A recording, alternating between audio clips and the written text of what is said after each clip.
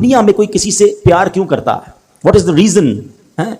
क्या वजह होती है कि बंदा किसी के फॉल इन लव, उसके प्यार में गुम हो जाता है? 3 रीजन होती हैं नॉर्मली। या तो वो बड़ा हसीन होता है, अच्छा लगने लग जाता है, या बड़ा मेहरबान होता है, ख्याल रखने वाला होता है, या वो बड़ा बाकमाल होता है, स्पेशल होता है, आम लोगों से हटकर होता है, इसलिए उससे प्यार हो जाता है। अगर ये 3 रीजंस हैं तो खालिक के कायनात की तरफ अगर तवज्जो जाती है तो दुनिया के सारे हुस्न और रानाइयों को बनाने वाला, जिसने दुनिया में ऐसे हसीन और ऐसी रानाइयां, इतने खूबसूरत मनाजिर बनाए, जन्नत जिसने बनाई, उस मालिक की सुभान अल्लाह वो कैसा मौला होगा। फिर आगे चलो, अगर बाग कमाल से मोहब्बत होती है तो हर बाग कमाल को कमाल देने वाली जात भी रब्बे कायनात की है, फिर उससे मोहब्बत क्यों ना हो। और अगर किसी मोहसिन से, किसी ख्याल रखने वाले से प्यार हो जाता है तो बताओ तो सही, जब से पैदा हुआ हूं, जब से लेकर आज तक रोजाना जिसके एहसानात तले दबा हूं, वो कोई और जात नहीं, वो मेरे मालिक की जात है। बल्कि सच्ची बात बताऊं, मुझ पर और आप पर तो पैदा होने से पहले ही उसके एहसान जारी हैं। जी हां, बिफोर माय बर्थ वो मुझ पर ब्लेसिंग्स, मुझ पर मेहरबानियां जारी किए हुए। कैसे बताइए? क्या बच्चे एबनॉर्मल पैदा नहीं होते हैं? बच्चे पैदा हो रहे हैं आजकल, किसी के जनाब कौन सा मर्ज है, किसी का गुर्दा ही नहीं है, किसी का हाथ सही नहीं, किसी का पैर सही नहीं, कोई बगैर आंख वाला, कोई बगैर कान वाला, अजीब अजीब माजूर बच्चे पैदा होते हैं। अल्लाह ताला हमें और हमारी नस्लों में ऐसे माजूर बच्चों से हमें महफूज फरमाए। लेकिन मैं पूरा पैदा हो गया, मेरे आज़ा पूरे हैं, मैं देख भी रहा हूं, बोल भी रहा हूं, सुन भी रहा हूं। इसका मतलब क्या हुआ? मेरे रब ने मेरी तखलीक कामिल फरमाई। मां के पेट में जब मेरी तखलीक हो रही थी, मेरे उस करीम मौला ने मुझ पर यह मेहरबानी की कि मेरे कोई पार्ट ऑफ बॉडी, कोई ऑर्गन ऑफ बॉडी कम ना था, मैं किसी बड़ी बीमारी में नहीं था, पैदा होते ही शुगर का मरीज नहीं हूं। ये कितनी बड़ी मेरे रब की मुझ पे मेहरबानी मेरी पैदाइश से पहले से जारी है। और सच पूछो, इससे बड़ी मेहरबानी बताता हूं, वो ये है कि अल्लाह ने मुझे और आपको मुसलमान घराने में पैदा कर दिया है। किसी काफिर के घर में भी तो पैदा हो सकते थे ना। रोज बच्चे पैदा हो रहे हैं, कोई किस मजहब वाले के यहाँ पैदा हो रहा है, कोई किस मजहब वाले के लिए पैदा हो रहा है। मैंने क्या कमाल किया था? मेरा क्या ऐसा कमाल था कि अल्लाह ने मुझे मुसलमान घराने में पैदा किया? सबसे पहली आवाज जो मेरे कानों ने सुनी वो अल्लाह अकबर की अजान सुनी, क्योंकि जब मैं पैदा हुआ मुसलमान घराने में था तो मेरे कान में अजान दी गई। बताओ, ये शुरू से मेहरबानियां रब की जारी हैं। तो अगर किसी मेहरबान से मोहब्बत की जाती है तो फिर अल्लाह से सबसे ज्यादा हमें मोहब्बत होनी चाहिए। कुरान जिस सूरत से शुरू होता है, सुभान अल्लाह, आज बात करेंगे सूरह फातिहा, वेरी फर्स्ट सूरह ऑफ कुरान। इसका मकाम नुज़ूल क्या है? अक्सर उलमा के नजदीक सूरह फातिहा मक्का मुकर्रमा में नाजिल हुई। इमाम मुजाहिद रहमतुल्लाह तआला फरमाते हैं कि सूरह फातिहा मदीना मुनव्वरा में नाजिल हुई। और एक कौल ये भी है कि सूरह फातिहा 2 मरतबा नाजिल हुई, एक मरतबा मक्का पाक में, दूसरी मरतबा मदीना मुनव्वरा में। अच्छा, इसमें आयात, कलिमात और हुरूफ की तादाद क्या है? इस सूरत में 1 रुकू है, 7 आयतें हैं, 27 कलिमे हैं और 140 हुरूफ हैं, 140 हुरूफ हैं। सूरह फातिहा के अस्मा बहुत सारे इसके नाम हैं और उसकी वजह क्या है? सूरह फातिहा से कुरान पाक की तिलावत की जाती है, शुरू की जाती है। इसी सूरत से कुरान पाक लिखने की इब्तिदा की जाती है, इसलिए इसे फातिहतुल किताब यानी किताब की इब्तिदा करने वाली भी कहते हैं, ओपनर बुक, ओपनिंग बुक हो गई। अच्छा, इस सूरत की इब्तिदा अल्हम्दुलिल्लाह से हुई। इसी मुनासिबत से इसे सूरह हम्द यानी वो सूरत जिसमें अल्लाह ताला की हम्द बयान की गई, ये भी कहते हैं। सूरह फातिहा कुरान पाक की असल है, इस बिना पर इसे उम्मुल कुरान और उम्मुल किताब भी कहते हैं। क्या बात है! और आगे चलते हैं। ये सूरत नमाज की हर रकात में पढ़ी जाती है और ये सूरत 2 मरतबा नाजिल हुई है। इस वजह से इसे अस्सबउल मसानी यानी बार बार पढ़ी जाने वाली या एक से ज्यादा मरतबा नाजिल होने वाली 7 आयतें कहा जाता है। अच्छा, दीन के बुनियादी उमूर का जामे होने की वजह से सूरह फातिहा को सूरह कंज, सूरह वाफिया, सूरतुल काफिया भी कहते हैं। अच्छा, शिफा का बाइस होने की वजह से इस सूरत को सूरतुल शिफा और सूरतुल शाफिया भी कहते हैं। अच्छा, दुआ पर मुश्तमिल होने की वजह से सूरतुल दुआ, सूरतुल सुआल, सूरतुल मुनाजात भी से। कितने नाम है सूरत के और इतनी मुख्तसर सूरत है। और नाज़रीन, अभी आपने इसकी फजाइल सुनने, यकीन करें आप फजाइल पढ़ेंगे ना या सुनेंगे तो आपका जी चाहेगा जब मुझे मौका मिले मैंने सूरह फातिहा पढ़ ली। अच्छा, अरब लोगों में मैंने ये देखा, आपको भी हुआ होगा इत्तेफाक कि वो बात बात पर मिलकर कहते हैं फातिहा पढ़। तो फातिहा दुआ में बार बार पढ़ना और किसी नियत के साथ पढ़ना, सुभान अल्लाह, ये बड़ा अच्छा मामूल है। अब जो मैं 1-2 हदीसें भी सुना देता हूँ ताकि मज़ीद सूरह फातिहा के फजाइल, ब्लेसिंग्स पता चल जाए। पहली हदीस है बुखारी शरीफ की, सुभान अल्लाह। हज़रत अबू सईद बिन मुअल्ला रज़ियल्लाहु अन्हु फरमाते हैं, मैं नमाज पढ़ रहा था तो मुझे नबी पाक अलैहिस्सलाम ने बुलाया, लेकिन मैंने जवाब न दिया। जब नमाज से फारिग होकर प्यारे आका अलैहिस्सलाम की खिदमत में हाजिर हुआ तो मैंने अर्ज़ की, या रसूल अल्लाह सल्लल्लाहु अलैहि वसल्लम, मैं नमाज पढ़ रहा हूं। प्यारे आका अलैहिस्सलाम ने फरमाया, क्या अल्लाह ताला ने ये नहीं फरमाया, इस्तजीबू लिल्लाहि व लिर्रसूली इज़ा दआकुम, अल्लाह और उसके रसूल की बारगाह में हाजिर हो जाओ जब वो तुम्हें बुलाएं। फिर इरशाद फरमाया, क्या मैं तुम्हें तुम्हारे मस्जिद से निकलने से पहले कुरान करीम की सबसे अजीम सूरत ना सिखा दूं? सबसे अजीम सूरत। फिर आप अलैहिस्सलाम ने मेरा हाथ पकड़ लिया। जब हमने निकलने का इरादा किया तो मैंने अर्ज की, हुजूर आपने कुछ फरमाया था तो कि मैं जरूर तुम्हें कुरान मजीद की सबसे अजमत वाली सूरत सिखाऊंगा। تو نبی پاک نے فرمایا وہ سورت الحمدللہ رب العالمین ہے، یہی سبع مثانی اور قرآن عظیم ہے جو مجھے عطا فرمائی۔ یہ قرآن کی عظیم ترین سورت میرے آقا علیہ الصلوۃ والسلام نے فرمایا۔ بہرحال اس کے بہت سارے فضائل ہیں، جو لوگ بیمار ہیں پریشان ہیں ذرا غور سے سنیے۔ نبی پاک فرماتے ہیں کہ سورہ فاتحہ ہر مرض کی شفا۔ آپ سورہ فاتحہ پڑھ کے کسی مریض پہ دم کر دیں، اپنے اوپر دم کر دیں، مریض خود پڑھ لے، پانی پہ دم کر کے پی لیں تو انشاءاللہ امراض سے اس میں شفا ہے۔ ٹاپکس بہت سارے ہیں اس کے، ایک دو عرض کر دیتا ہوں۔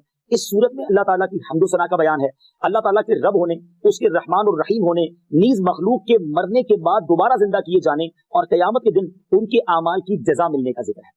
صرف اللہ تعالیٰ کے عبادت کے مستحق ہونے اور اسی کے حقیقی مددگار ہونے کا تذکرہ۔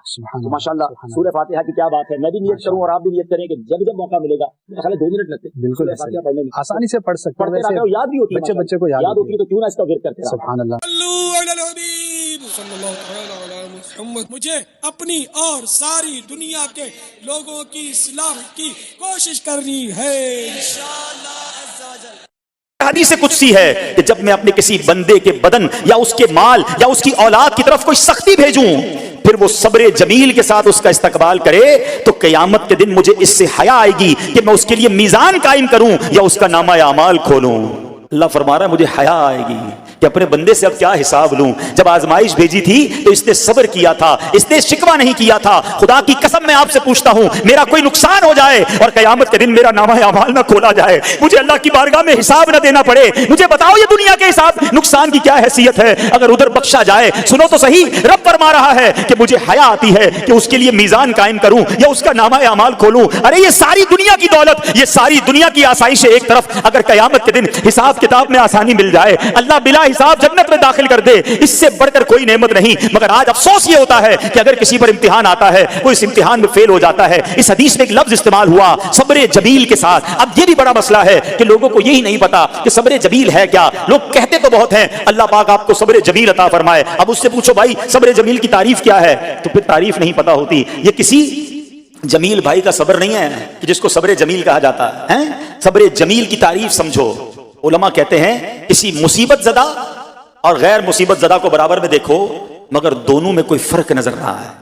یعنی چہرہ بھی نہ بتائے کہ وہ کسی مشکل میں ہے، اس کی عادتیں بھی نہ بتائیں کہ وہ کسی پرابلم میں ہے، یعنی اس کو دیکھ کر پتہ ہی نہ چلے کہ وہ بڑی مشکل میں ہے۔ فرمایا یہ ہے صبر جمیل۔ مگر آج ہمارا حال یہ ہے، ہمارا چہرہ بتا دیتا ہے بھائی خیر تو ہے، بڑی ٹینشن میں ہو، ہاں یار کیا کروں بس موبائل ٹوٹ گیا، ارے بھائی بڑی چہرے پہ بڑی ہوائیاں اڑ رہی ہیں، بس کیا کروں جناب آج 5000 روپے کھو گئے، 5000 روپے کھو جائیں، چھوٹا سا نقصان ہو جائے، ہمارا چہرہ بتا دیتا ہے کہ ہمارے ساتھ کوئی معاملہ ہوا ہے۔ صبر جمیل یہ ہے کہ دیکھ کر کوئی پہچان ہی نہ سکے کہ یہ بندہ کتنی مشکل میں ہے، چاہے اندر کتنی تکلیف میں ہو، دنیا والوں کو نہ بتائے کیونکہ وہ رب کا بندہ ہے، وہ اللہ کی بارگاہ میں فریاد کرے۔ یہ صبر جمیل ہے اور اللہ اسے ہم سب کو نصیب فرمائے۔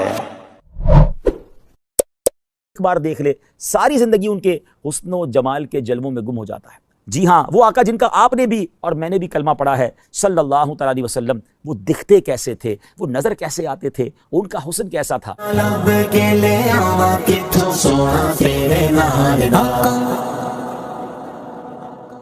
پیارے پیارے اسلامی بھائیوں اور مدنی چینل کے ناظرین، آپ نے آج تک بڑے حسین لوگوں کے تذکرے سنے ہوں گے یا انہیں دیکھا ہوگا، ہو سکتا ہے بڑے دنیا کے حسین مقامات بھی دیکھے ہوں اور ان کا تذکرہ سنا ہو، مگر آج آپ کچھ انوکھا، کچھ نرالا، کچھ بڑا ہی پیارا سننے جا رہے ہیں۔ امید ہے جیسے جیسے آپ سنتے جائیں گے دل کی مرجھائی کلیاں کھلتی چلی جائیں گی، انشاءاللہ شوق دیدار بڑھتا چلا جائے گا۔ جیسے جیسے جو سنتے جائیں گے کئیوں کی آنکھیں اشک بار ہوتی چلی جائیں گی۔ کس کا تذکرہ ہونا ہے؟ اس حسین کی بات ہونی ہے، اس حسن و جمال کے پیکر کا تذکرہ ہونا ہے کہ ان جیسا پیارا، ان جیسا سونا، ان جیسا حسین رب نے کوئی اور بنایا ہی نہیں ہے۔ جی ہاں، آج اس ہستی کا تذکرہ ہونا ہے جس جیسا سونا، پیارا اور حسین رب نے بنایا ہی نہیں ہے۔ وہ حسن و جمال کے پیکر ہیں، وہ شمس الضحیٰ ہیں، وہ بدر الدجا ہیں، وہ ایسے آقا ہیں جن کو کوئی ایک بار دیکھ لے ساری زندگی ان کے حسن و جمال کے جلووں میں گم ہو جاتا ہے۔ آج نبی پاک صاحب لولاک صلی اللہ تعالی علیہ وسلم کا تذکرہ خیر ہونا ہے۔ نہ کوئی آپ جیسا تھا، نہ کوئی آپ جیسا ہے۔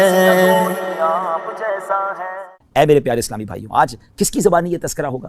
کس نے دیکھا اور کہ دیکھ کر دیوانہ ہو گیا؟ میرے آقا علیہ الصلوۃ والسلام کا حسن وہ ہے کہ جب سیدنا حسان بن ثابت رضی اللہ تعالیٰ عنہ نے دیکھا تو بے ساختہ پکار اٹھے، وَأَحْسَنُ مِنْكَ لَمْ تَرَ قَطُّ عَيْنِي وَأَجْمَلُ مِنْكَ لَمْ تَلِدِ النِّسَاءُ خُلِقْتَ مُبَرَّأً مِنْ كُلِّ عَيْبٍ كَأَنَّكَ قَدْ خُلِقْتَ كَمَا تَشَاءُ۔ نبی پاک علیہ الصلوۃ والسلام کی ذات وہ ہے، جب ان کے حسن و جمال میں گم ہو کر مولانا جامی رحمۃ اللہ تعالیٰ نے قلم اٹھایا تو کمال کیا، اور آپ لکھتے ہیں ہر کس کے لبے لالے ترا دیدہ بدل گفت حقا کے چے خوشکندہ عقیق یمنی را. وہ آقا ہیں کہ جب امام عشق و محبت اعلیٰ حضرت فاضل بریلوی رحمۃ اللہ تعالی علیہ نے آپ کے چہرہ انور کے تصور میں گم ہوئے تو کیا لکھتے ہیں؟ خامہ قدرت کا حسن دستکاری واہ واہ، کیا ہی تصویر اپنے پیارے کی سنواری واہ واہ. کہیں لکھتے ہیں کاف گے سوہا دہن یا ابرو آنکھیں عین صاد، کاف ہا یا عین صاد ان کا ہے چہرہ نور کا. جب مولانا حسن رضا خان صاحب نبی پاک علیہ السلام کے جلووں میں گم ہوتے ہیں تو پھر کیا خوب لکھتے ہیں کہ ایسا تجھے خالق نے طرحدار بنایا، یوسف کو تیرا طالب دیدار بنایا، کونین بنائے گئے سرکار کی خاطر، کونین کی خاطر تمہیں سرکار بنایا. مفتی اعظم ہند مصطفی رضا خان صاحب رحمۃ اللہ تعالی جب قلم اٹھاتے ہیں تو کیا لکھتے ہیں کہ خدا کی سلطنت کا دو جہاں میں کون دولا ہے، تم ہی تم ہو، تم ہی تم ہو، یہاں تم ہو وہاں تم ہو. اور پھر میرے شیخ طریقت امیر اہل سنت بانی دعوت اسلامی مولانا محمد الیاس عطار قادری دامت برکاتہم العالیہ جب قلم اٹھاتے ہیں آقا کے جلووں کا تصور جماتے ہیں تو پھر کیا لکھتے ہیں؟ تیرا خلق سب سے بالا، تیرا حسن سب سے اعلیٰ، فدا تجھ پہ سب زمانہ مدنی مدینے والے. پیارے اسلامی بھائیوں، آج اس ہستی کا تذکرہ کرنا ہے جس کا سارا عالم پروانہ ہے. جبھی تو مفتی اعظم لکھتے ہیں نا، تو شمع رسالت ہے عالم تیرا پروانہ، تو ماہ نبوت ہے اے جلوائے جانانا. اے جلوائے جانانا، اے جلوائے جانانا. آئیے اس جلوائے جانانا کا تذکرہ سنتے ہیں. اور کس کی زبانی؟ جی ہاں، اس ہستی کی کہ جس نے ایک بار دیدار کیا پھر جن الفاظ کے ساتھ تعارف پیش کیا. آج بھی سیرت کی کتابوں میں گویا سنہرے حروف میں وہ الفاظ لکھے جاتے ہیں، پڑھے جاتے ہیں. اگر آج واقعی آپ جاننا چاہتے ہیں کہ وہ آقا، جی ہاں وہ آقا جن کا آپ نے بھی اور میں نے بھی کلمہ پڑھا ہے صلی اللہ تعالیٰ علیہ وسلم، وہ دکھتے کیسے تھے، وہ نظر کیسے آتے تھے، ان کا حسن کیسا تھا، تو آئیے اب تیار ہو جائیے، تصور میں گم ہو جائیے. پیکر حسن و جمال رسول بے مثال بی بی آمنہ کے لال صلی اللہ علیہ وسلم کا رخ زیبا کیسا تھا. سنتے ہیں سیدتنا ام معبد رضی اللہ تعالی عنہا کی زبانی. ہجرت کا سفر ہے، نبی پاک علیہ السلام سیدنا ابو بکر صدیق رضی اللہ تعالیٰ کے ساتھ سفر پر رواں دواں ہیں. راستے میں وادی قدید کا مقام آتا ہے. ایک ضعیف خاتون ہے جو اپنے خیموں میں بیٹھا کرتی ہیں، آنے جانے والے مسافروں کو کچھ کھانے پینے کا سامان فروخت کیا کرتی ہیں. پیارے آقا علیہ السلام بھی اس خیمے پر پہنچتے ہیں، کچھ رقم دے کر کچھ کھانے پینے کا سامان خریدنا چاہتے ہیں. ان کے پاس کچھ نہ تھا، معذرت کر لی. نبی پاک علیہ السلام نے ان کے خیمے میں ایک بکری دیکھی جو بڑی لاغر تھی، اس کے تھن بھی سوکھے ہوئے تھے. میرے آقا علیہ السلام نے اجازت طلب کی کہ اگر آپ اجازت دیں تو اس بکری سے ہم کچھ دودھ نکال لیں. ام معبد یہ جانتے ہوئے کہ اس بکری نے دودھ نہیں دینا پھر بھی اجازت دے دی. پیارے آقا علیہ السلام نے اپنے مبارک ہاتھ ان تھنوں پر لگائے. ہاتھ کس کے تھے؟ وہ تھن دودھ سے بھر گئے. اتنا دودھ نکلا کہ سب نے خوب دودھ پیا، بلکہ سارے برتن بھی دودھ سے بھر گئے. ام معبد رضی اللہ تعالیٰ عنہ یہ معجزہ دیکھ کر بڑی حیران ہوئی. میرے آقا علیہ السلام تو اپنا دیدار کروا کے چلے گئے، مگر ان کے سبحان اللہ گھر والوں کو دیوانہ بنا گئے، اس گھرانے کو اپنا دیوانہ بنا گئے. ابھی وہ ایمان نہیں لائے تھے. ابو معبد رضی اللہ تعالیٰ جب واپس آئے اور ام معبد کے جو شوہر ہیں گھر میں جب دودھ سے بھرے ہوئے برتن دیکھے تو پوچھتے ہیں کہ کون آیا تھا، یہ کیا معاملہ ہے؟ تو آپ فرماتی ہیں ایک مبارک آیا تھا. نبی پاک کا نام بھی ابھی انہیں نہیں پتا تھا، نام بھی نہیں پوچھا تھا، تو نام کہا. ایک مبارک ہستی تھی، ایک مبارک شخصیت تھے. کہا یہ تو بتاؤ وہ دکھتے کیسے تھے، ذرا بتاؤ تو صحیح وہ کیسے تھے. اے پیارے اسلامی بھائیوں، مدنی چینل کے ناظرین، اب سنیے میرے آقا کیسے دکھتے تھے، نبی پاک کا حسن و جمال کیسا تھا. ام معبد رضی اللہ تعالیٰ عنہ کے عشق بھرے انداز میں کس پیارے انداز میں نبی پاک کا رخ انور بیان کیا. آئیے الفاظ تو دیکھیے کیسے موتیوں کی مانند ہے. وہ کہتی ہیں رأیت رجلا ظاہر الوداع، میں نے ایک ایسی ذات دیکھی ہے جن کا حسن نمایاں ہے. ابلج الوجہ حسن الخلق، جن کا چہرہ خوبصورت اور وہ تخلیق کے شاہکار تھے. لم تعبہ خجلا، ان کی جسابت میں فربا ہونے کا عیب ہی نہ تھا. ولم تزری بہ سعلا، اور نہ